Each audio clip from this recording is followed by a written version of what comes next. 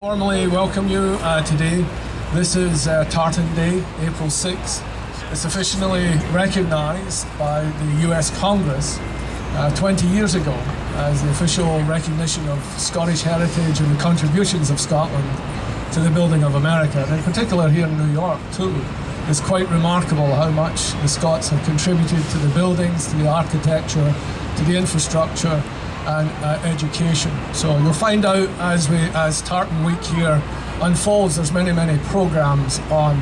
So I'm Ken Donnelly, the chairman of the American Scottish Foundation. You can look us up at americanscottishfoundation.org.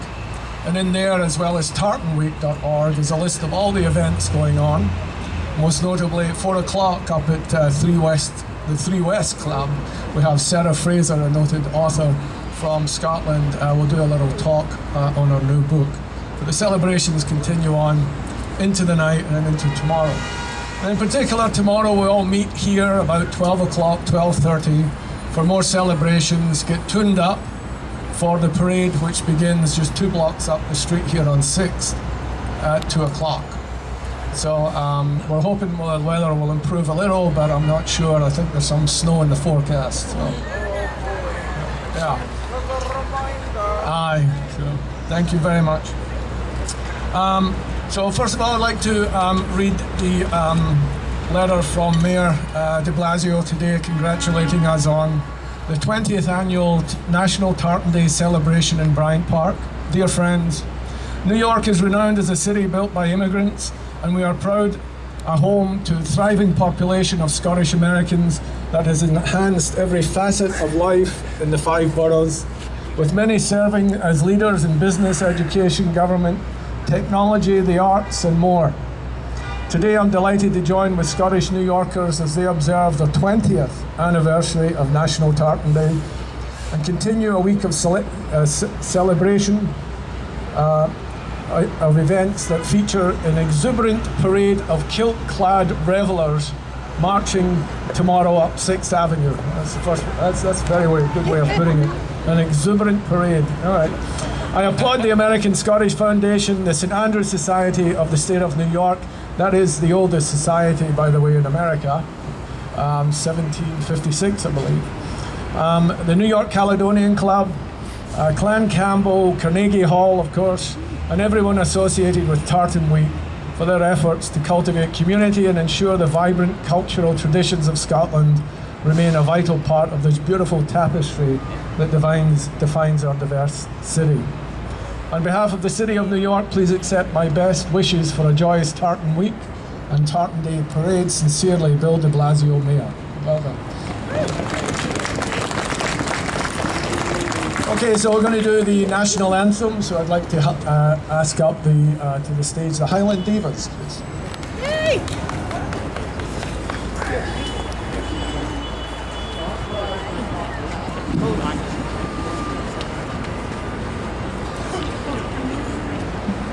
Oh, say, can you see by the dawn's early light what so proudly we hailed at the twilight's last gleaming, whose broad stripes and bright stars through the perilous fight o'er the ramparts we watched were so gallantly streaming, and the rocket's red glare, the bombs bursting in air, gave proof through the night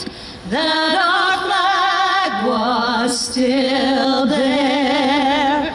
Oh, say does that star-spangled banner yet wave o'er the land of the free?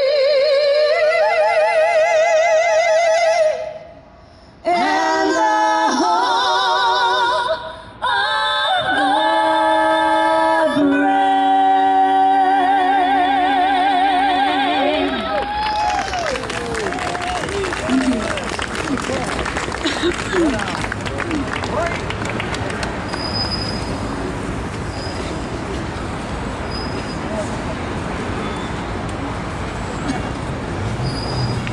flower of Scotland, when will ye see the lights again that fall and died for at wee bit hill and glen and stood against him? Brought Edward's army and sent him heimward. They think again, those days are past now, and in the past they must remain. But we can still rise now and be that nation again and stood against him. Brought Edward's army and sent him heimward to think again, and sent him heimward to think again, and sent him heimward to think again.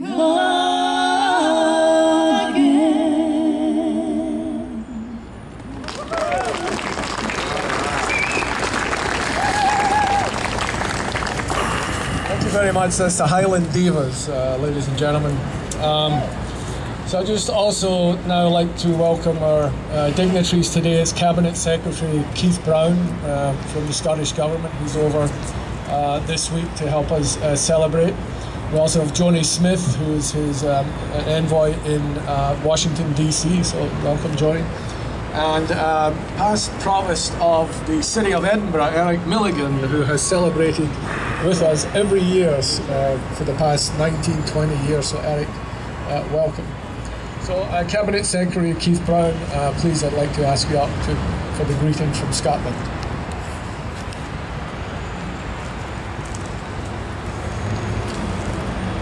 Thanks very much, Ken, and welcome from the Government of Scotland to Scotland's National Day. Can I say, first of all, the piping that we heard earlier on, especially the Immigrants' Lament, I thought was an absolutely fantastic rendition. It was interesting as well, it started off as a lament, a very sad song for people, in Scotland's case, having been forced very often to leave Scotland to come to these shores, but ended up very lively, very joyous, which I think was the future that they had here in the United States. And of course, the immigrants that came from Scotland and elsewhere to the United States contributed hugely to this city of immigrants we have here in New York, just as the immigrants that come today to Scotland contribute hugely to the benefit of the people of Scotland. So we should celebrate what immigrants have done throughout the world. Yeah!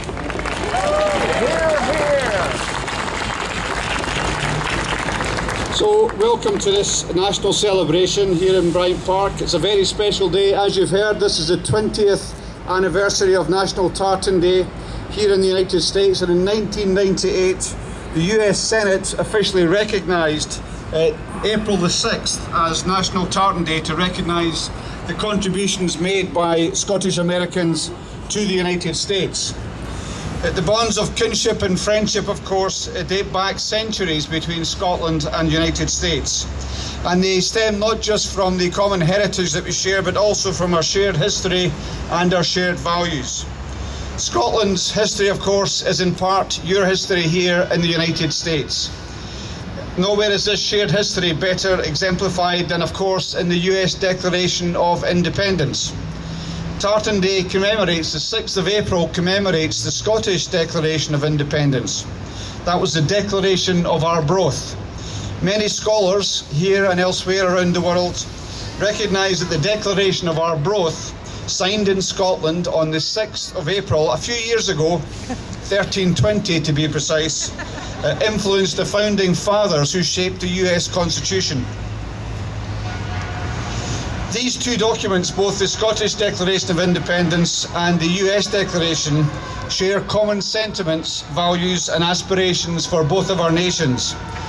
Whereas the Declaration of Arbroath talked about life and liberty, it wasn't until 1776 that Thomas Jefferson added the words, the pursuit of happiness, a much welcome addition. I'll just take a pause for a second. Oh, there we go.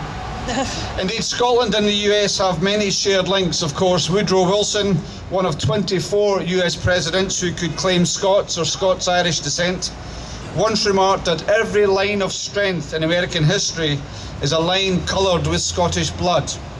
And we can see how Scots have made their mark all across the United States. As a young boy, Andrew Carnegie emigrated from Dunfermline, not far from where I live in Scotland, to the US, where he became a businessman who revolutionised the steel production industry. And after becoming extremely wealthy, he changed course and became a very generous philanthropist for education and the arts. You'll know his name obviously from Carnegie Hall, just a few blocks up the road, and at Carnegie Mellon University in Pittsburgh, his adopted US home.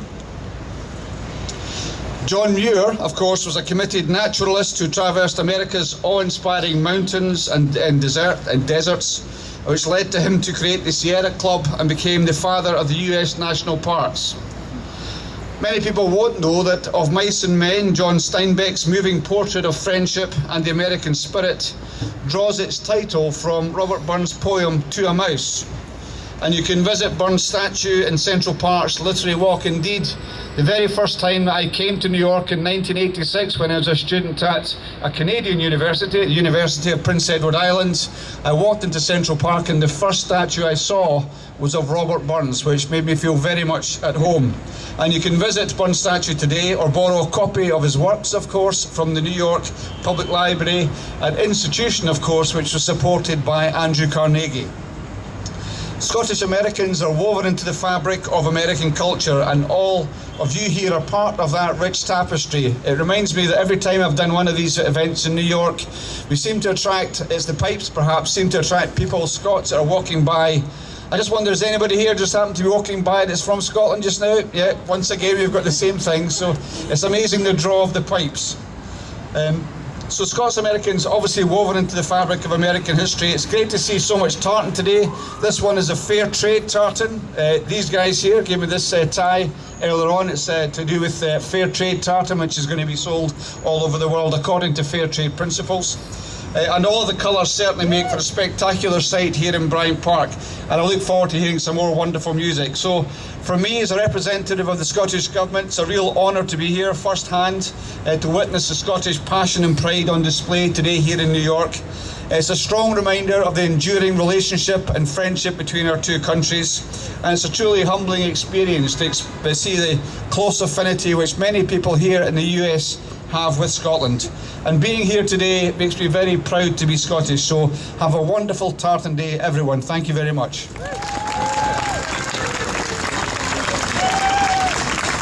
Thank you very much. Those were lovely words itself. I'd also like to make note that we have the principal from Glasgow City College to my left here, Mr. Paul Little, and to his right is Scotland's national chef, Mr. Gary McLean. So hold up your hand, Gary. Yeah, he's been on the BBC and won all kinds of competitions and everything, and he'll be doing a Taste of Scotland for us on Monday night. If anyone is interested, just look it up on the website. So I'd like to welcome up to the stage now Hannah Reid to give us some music. Thank you, Ken. Hello, everybody.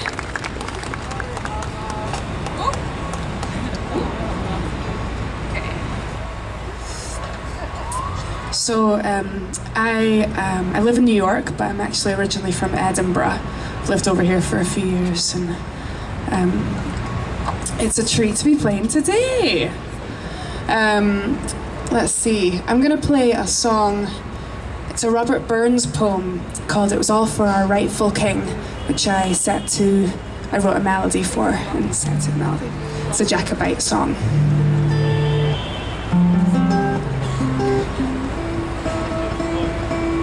Bear with me. These aren't the perfect conditions for playing an acoustic guitar. 1 wee second, hang on.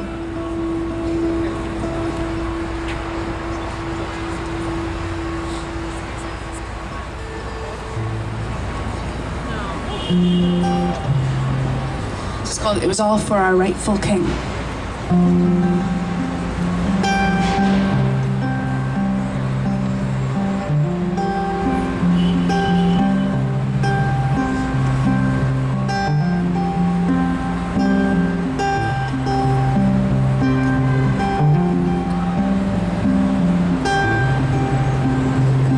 It was all for our rightful king, who left fair Scotland's strand.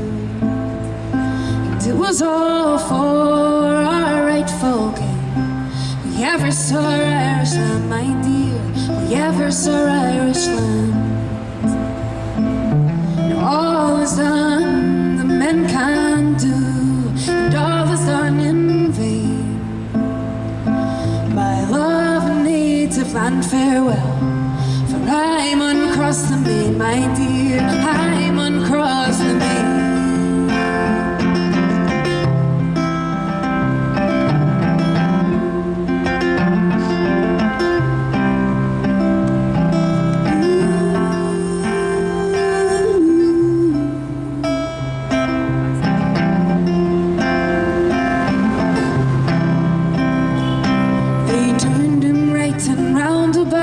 Upon the Irish shore, and gave his bridal reins a shake. Adieu forevermore, adieu forevermore.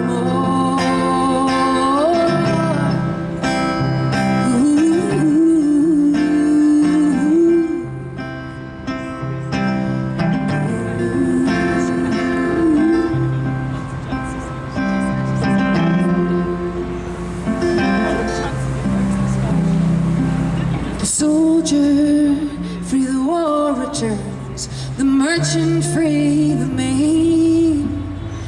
And I have parted from my life, never to meet again, my dear, never, never,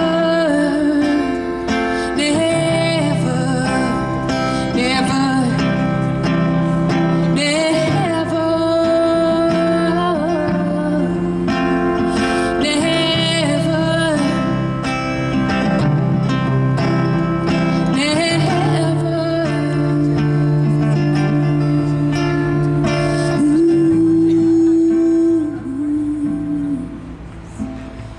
When days have gone and nights have come, and folk are bound to sleep, I'll think on him who's far away, the lealing night, and weep, my dear, the lealing night and weep. Thanks very much. Thanks, have a lovely rest of your day. Stay warm. Scotland!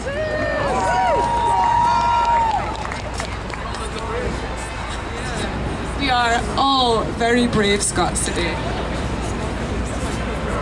Fantastic, thank you very much. And I see Nessie is with us again. He comes every year to our celebration here. Stand up and show off, Nessie. And Nessie's got her kilt on today, so welcome. So next I'd like to invite up Robbie Monroe, a local lad, to read the Declaration of Independence in Scotland, Declaration of Arbroath, sorry, that was written in 1320, and it very much is very similar to the American Declaration of Independence written 400 or 500 years later. So Robbie, please.